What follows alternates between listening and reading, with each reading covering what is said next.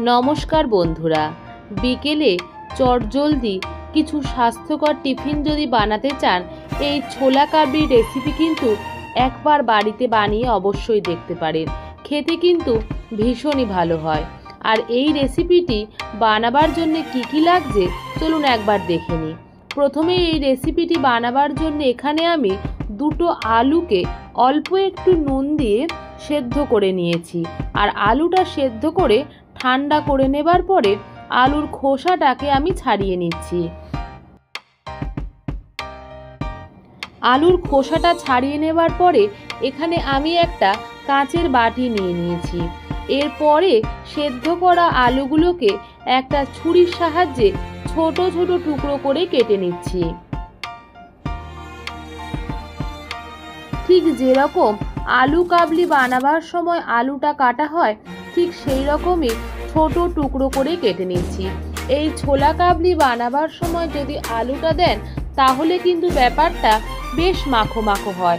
আপনারা যদি আলুটা অ্যাভয়েড করতে চান তাহলে আলুটা কিন্তু নাও দিতে পারেন, তবে আলু দিলে খেতে কিন্তু খুবই ভালো হয়।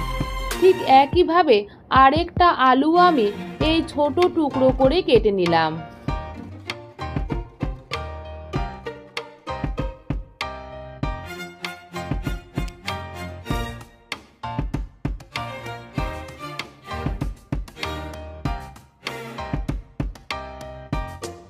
আলুটা কেটে নেবার পরে এখানে আমি দিয়ে দিচ্ছি অর্ধেক বাটি মতো সেদ্ধ করে রাখা ছোলা।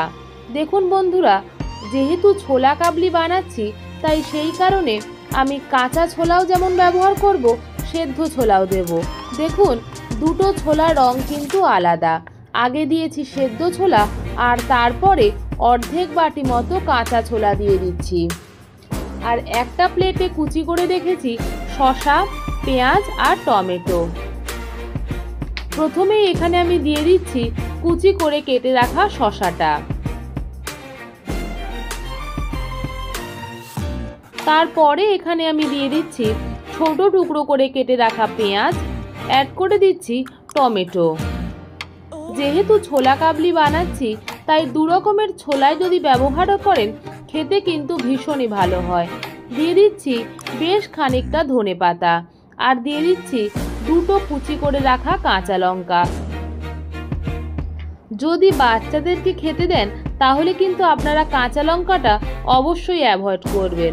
এতে দিয়ে দিচ্ছি হাফ টেবিল স্পুন মতো বাড়িতে করে রাখা জিরে গুঁড়ো, দিয়ে দিচ্ছি হাফ টেবিল স্পুন মতো আমচুর পাউডার আর দিয়ে দিচ্ছি হাফ টেবিল স্পুন মতো নুন।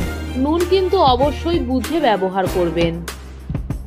বেশ খানিকটা পাকা তেঁতুল আমি একটা বাটিতে গুলে রেখেছিলাম, সেই তেঁতুলের পাল্পটাও আমি এখানে অ্যাড করে দিলাম। যেহেতু ছোলা সেদ্ধ করার সময় আর আলু সেদ্ধ করার সময় নুনটা দিয়েছিলাম, সেই কারণে নুনটা অবশ্যই বুঝে দেবেন। দিয়ে দিচ্ছি অর্ধেকটা পাতি লেবু আর দিয়ে দিলাম 1 টেবিল স্পুন মতো সর্ষের তেল। সর্ষের তেল দিলে বেশ ঝাঁঝালো একটা ব্যাপার হয় আর তাতে খেতে ভীষণই টেস্টি হয়। এই সমস্ত উপকরণকে একটা চামচ দিয়ে হালকা হাতে মেখে নিতে হবে। দেখুন বন্ধুরা, এটা দেখতে কতটা ভালো লাগে। আমরা দোকানে কিংবা ট্রেনে যেরকম ছোলা কাবলি মাখা খাই, খেতে কিন্তু তেমনটাই লাগে। আর এই ছোলা কাবলি রেসিপি ভীষণই স্বাস্থ্যকর আর বানানো খুবই সহজ। বানাতে সময় কিন্তু খুবই কম লাগে। সার্ভ করার জন্য রেডি হয়ে গেল ছোলা কাবলি। এই রেসিপিটি কেমন লাগলো অবশ্যই কমেন্ট করে জানাতে ভুলবেন না। আর রেসিপিটি যদি ভালো লেগে থাকে প্লিজ ভিডিওটিকে একটা লাইক করুন, শেয়ার করুন আর সাবস্ক্রাইব করুন। ধন্যবাদ।